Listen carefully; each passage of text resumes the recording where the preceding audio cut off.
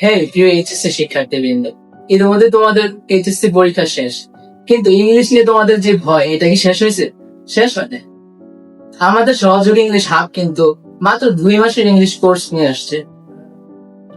আমাদের প্রতিটা স্টুডেন্ট যারা আমাদের কাছে আসে তাদের থেকে একটা জিনিস জানতে চাই।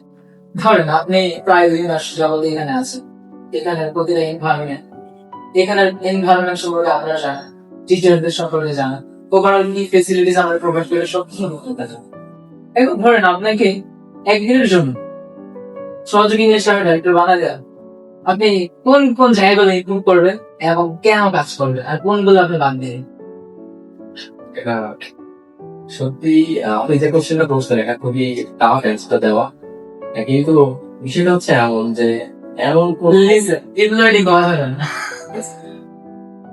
এমন কোনো ওয়ে নাই যেটাতে আমি ইমপ্রুভমেন্ট করতে পারি, বিকজ তারা সব দিকটাই মেনটেন করে আসছে খুব ভালোভাবে। তো তারা যেই জিনিসগুলো একটা স্টুডেন্টের উপরে ফোকাস করে, আই থিঙ্ক এটা হচ্ছে একটা স্টুডেন্টের জন্য শেখার জার্নিতে। কারণ তারা এখানে যে ওইতে পড়াশোনাটা করে এটা আমার আসলে শেখায়, প্রেজেন্টেশন সেটা শেখায়, তারপরে কিন্তু আবার শীতের প্র্যাকটিস সেশন থাকে, তারপরে পেয়ার প্র্যাকটিস, এভরিথিং মিলে আউটডোর যে সেশন গুলো থাকে, আউটডোরে নিয়ে গিয়ে বিভিন্ন অ্যাক্টিভিটিস করানো হয় যেটা ইংলিশের মাধ্যমে করতে হয়। আবার নিজে নিজে ভিডিও বানাইতাম, আমি যে তোমার একটা টপিক দিয়ে দিলাম, তুমি অবশ্যই এই টপিক নিয়ে নিচে আর সব থেকে মজা হচ্ছে যে প্রাইস আছে, ক্লাস করলে পারেন, জীবন আমাদের পারেন, সবাই সব দেশে পারেন। তো মানে স্যারেদের শেখানোর ওইটা কিন্তু অসাধারণ। এবং মানে এইখানে যদি আমি ইমপ্রুভমেন্ট কি বলবো, মানে স্যারের সবকিছু করে ফেলছে অলরেডি, এমন কোনো হয় না যে ইমপ্রুভমেন্ট করতে হবে। আই থিঙ্ক যারা এখানে ভর্তি হবে তারা যদি এখানে আসে তারা একদিন আশা করি অবশ্যই ভালো লাগবে। কারণ আমিও দেখছি ওখানে দেখতে অনেকগুলো যে কোচিং সেন্টার যেগুলো আছে এগুলা কেমনি কোচিং প্রোভাইড করে তাদের ফ্লাইটের পরে ওই কাটানো। আমার সেটা ডিসপ্লে হয়েছে আমি university, and now I realize that it was a good decision for me. Yeah. Exactly. Okay নাই, এখন আপনাদের জুনিয়র যারা এইচএসসি পরীক্ষা তারা কিন্তু পরীক্ষা দিয়ে গেছে, তাদের মধ্যে একটা বিশাল অংশ কিন্তু একদম বিদেশে যাওয়ার জন্য প্রিপারেশন নিবে। আপনি যেহেতু অলরেডি কমপ্লিট করছেন, একটা আপনি এখন নিশ্চয়ই আইএলটিএস এর জন্য প্রিপারেশন নিবেন। এখন যারা সবেমাত্র এইচএসসি কমপ্লিট করছে তাদের মধ্যে দেখা যাবে অনেক আইএলটিএস ফেল গেছে।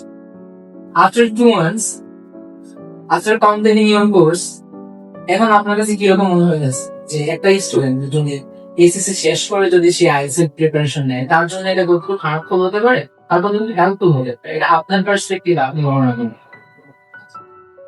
যদি কেউ আইএলটিএস করতে চায়, যদি তার র্যাঙ্কিং ভালো থাকে তাহলে কিছু করতে পারে। এটা হচ্ছে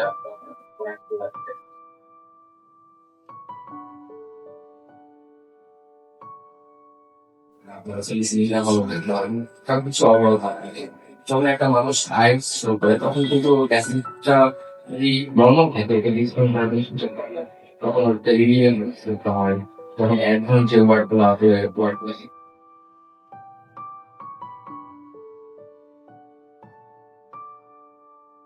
কিভাবে সুন্দর একটা জিনিস গুছিয়ে লিখবে এগুলো কিন্তু জানতে হবে।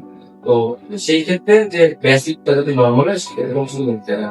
তো আমার মনে হয় যাদের বেসিক স্ট্রং তারা তো একটা কোনো প্রবলেম নেই, যাদের দুই বেসিক এই নর্মাল তারা চাইলে ইনভেস্ট করতে পারে। আর যেহেতু এসএসসি বেস, আমার মনে হয় না এসএসসি বেসের প্রতি মানুষ কিন্তু বেসিক কম স্ট্রং হয়, মানে আমাদের একাডেমিক যেরকম পড়ানো হয় ওটা একদমই কাজে লাগে না বললেও যায়।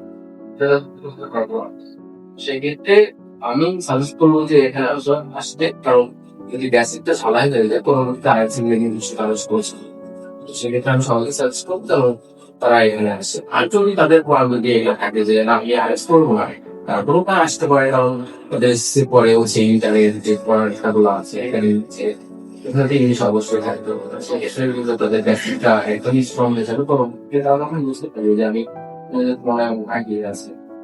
সেক্ষেত্রে আমি সবাইকে সাজেস্ট করবো যে সবাই অ্যাডভান্স আগে ক্লিয়ার করে, সরি বেসিকটা ক্লিয়ার করে পরবর্তী যেটা আসছে নাইবিতে একদম শুরু থেকে শেষ পর্যন্ত একদম বিস্তারিত সবকিছু বুঝে গেছে। নাই, আপনি ক্লাস তো করেন টিচারদের সাথে অনেক closely, as far as I know you guys, যে আপনি খুবই মিশুক একজন স্টুডেন্ট, খুবই ভালো, ক্লাস অনেক অ্যাক্টিভ। এটা আছে আপনার ভালো একটা মানে একটা পজিটিভ, এটা আপনার একটা পজিটিভ। এমন কোন টিচারের সাথে আপনার এখন কোন মজার মুহূর্ত আছে যেটা আপনার মনে থাকবে আফটার 10-15 ইয়ার্স? এটা হচ্ছে এত টিচারের সাথে না, সব টিচারের সাথে আছে। তাও টিচারগুলো অনেক ব্যাঙি তো, এবং আপনার সাথে আমার আছে, কারণ আপনি অনেক মজা করে পড়ান তখন পড়ায়। আর আমরা অনেক মজার বিষয় ডিসকাস যখন প্রেজেন্টেশন অনেক নার্ভাস করবো, সামনে গিয়ে কথা বলতে পারবা ইংরেজি বাংলা গুলা কথা বলতে পারবো, ওই সময় আমার খুব হাসি লাগতো। এবং জানি আমরা যে আমরাও বিগিনার, তারাও বিগিনার, কিন্তু হাসি লাগতো আর। তো নিজেরাও যখন সামনে গিয়ে কথা বলতাম অনেক বেশি নার্ভাস ফিল হইতো, তখন স্যার কিছু মজার মজার কথা বলতো যে না বলতাম ইন্সপায়ার করতাম। তো সবগুলো স্যারই মজার মজার বিষয় নিয়ে ধরছে, এক একজনের বই আলাদা আলাদা। তো আসলে এই জিনিসগুলো আমার মেমোরেবল। সবকিছু পার্ট অফ লার্নিং। আর নাহিদের সাথে আমার সবচেয়ে বেশি মজার যে একটা ব্যাপার সেটা হচ্ছে আমি নাহিদকে যখন বলতাম চলে যেতাম, যে নাহিদ আমাকে বলতো যে স্যার এটা মার্কেটিং করতে হবে, তো এই যে এইটা কেন মার্কেটিংটা কেন আমি সব জায়গায় বললাম। এটা তো আমি মজা করে বলতাম আর কি। তবে আমি আসলে এই বিষয়গুলোতে যখন ভিডিও বানাইলাম, আমি নিজেকে ইংরেজিতে উপস্থাপন করতে সবার সামনে, আমাদের অফিসিয়াল পেজে যাবে সবাই দেখবে জিনিসটা, এটা আমার কাছেও একটা প্রাপ্তির বিষয়। তো আমি তো সবাই মজা করে বলতে সব কিছু মার্কেটিং যাই হোক গাইস, নাহিদের সাথে আলোচনা করে নাহিদের এক্সপিরিয়েন্স গুলো শেয়ার করে নাহিদের এক্সপিরিয়েন্স জানতে পেরে স্যার অবশ্যই তো আপনি মনে হয় এই ভিডিওর পরে আমার পে করবো না? অবশ্যই। প্রিয় এইচএসসি শিক্ষার্থী, তোমরা ইতিমধ্যে যারা এসএসসি শেষ করে ফেলেছো, তোমাদের হাতে কিন্তু একটা অনেক বড় একটা অপরচুনিটি আছে যে তোমার নিজেকে আরেকটু এগিয়ে নিয়ে। তুমি চাইলে এখন বাসায় বসে থাকবা, ফ্রেন্ডদের সাথে আড্ডা দিবা, ট্যুর দিবা, এটা না করে তুমি যদি একটা স্কিলের উপর ফোকাস করো।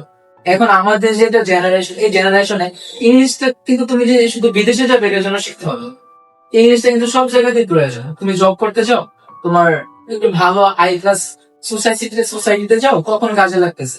তো ইংলিশটা যে তুমি এখন সাবজেক্ট ওয়াইজ করতেছো, তোমার বিদেশ যাবো বা ইংলিশটা শিখো, ব্যাপারটা না।